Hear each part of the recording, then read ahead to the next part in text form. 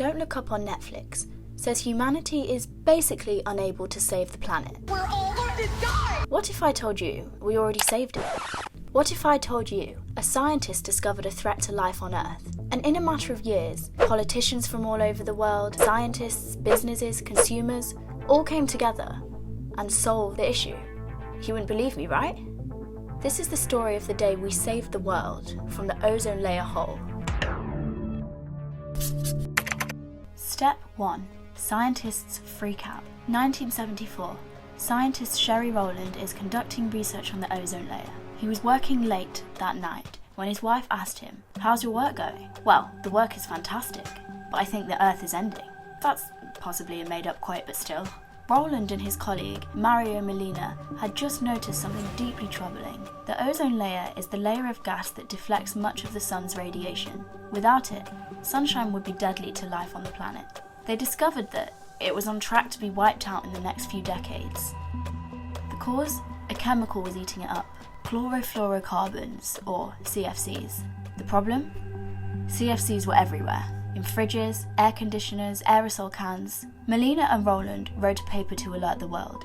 But the government didn't do anything. I say we sit tight and assess. The chemical industry argued the science was uncertain and more research was needed. And we should get some of our scientists on this, no offense, but... Step 2. Check the science. So, that's what Molina and Rowland did. More research.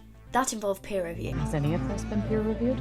Now, that is crucial. It's what makes a difference between science you can trust and pseudoscience, even things quoting facts, figures and charts. Peer review is when research is assessed by other people with similar skills as the author, other academics. Usually both the reviewer and the author remain anonymous to each other. This protects researchers from pressures or conflicts of interest. Then the studies have to be replicated by other teams. In the 80s, other researchers came to even more frightening conclusions than Molina and Rowland. Then, in 1985, a gigantic hole appeared in the ozone layer over Antarctica. This definitely proved Molina and Rowland were telling the truth. The danger was imminent. Step 3. Convince the world. The next step was to convince the world to do something. That's where individuals matter. Stephen Anderson was an official in the US Environmental Protection Agency. He took it from there and became a major figure convincing decision makers all the way to the UN. Step 4. Campaign. Simultaneously, environmental organisations reacted fast, launching widespread boycotts of products that used CFCs. Consumer pressure forced action by some companies even before the government did anything. In 1986, UN negotiations began working on a treaty to ban CFCs. Step 5. Ignore the lobbies.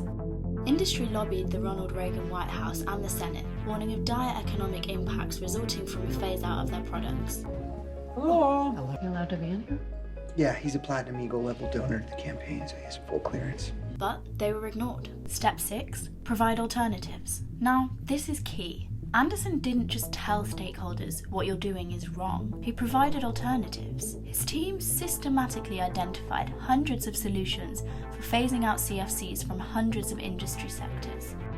Step 7. Politicians unite. Politicians were rather united in addressing the threat. The Senate ratified the eventual treaty, 83-0. By contrast, politicians today, especially in the US, are fiercely divided over issues like climate change. And finally, step 8, make it happen. Thanks to Molina, Rowland, Anderson, and many others, by the 16th of September 1987, just 2 years after the hole was discovered, an international treaty was in place, the Montreal Protocol. Countries began phasing out CFCs. Industry soon developed new products. Today, the use of CFCs is outlawed by 197 countries. The damage has mostly been reversed. The ozone is on the path to full recovery. Mission accomplished. There are key learnings to be taken from this success for anyone who wants to save the world. 1. Understand and trust in scientific processes. 2. Apply consumer pressure.